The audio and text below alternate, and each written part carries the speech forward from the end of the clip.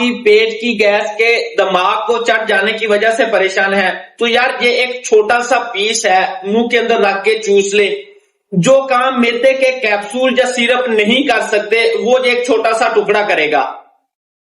اگر آپ کھانا کھانے کے بعد چکر آتے ہیں، جسم بوجھل سا ہو جاتا ہے، غصہ اور چڑچڑا پن آتا ہے، یعنی کہ کھانے کے فوراً بعد آپ کے معدے کے اندر جو گیس بنتی ہے نا وہ آپ کو آوازار پریشان کرتی ہے، اس کے لیے آپ نے دنیا جہان کے کیپسول اور آپ نے ادویات کا استعمال کر لیا لیکن کوئی افاقہ نہیں ہو رہا، تو ہومیوپیتھک میں بے تحاشا میڈیسنز ہیں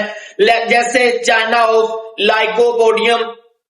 کاربوویج، یہ آپ کے مستقل اس مسئلے کو ختم کرنے کی صلاحیت رکھتی ہیں۔ لیکن میں آپ کو بتاؤں گا کہ فرمان مصطفیٰ صلی اللہ علیہ وآلہ وسلم ہے کہ آپ کھانے کے بعد ایک چھوٹا سا پیس گڑ کا منہ کے اندر رکھ کے چوس لیں، جو آپ کی گیس نہیں بننے دے گا، آپ کے کھانے کو صحیح طریقے سے ڈائجسٹ کرے گا۔ تو آج ہی آپ سنت نبوی صلی اللہ علیہ وآلہ وسلم اپنائیں، اپنے معدے کو مضبوط بنائیں۔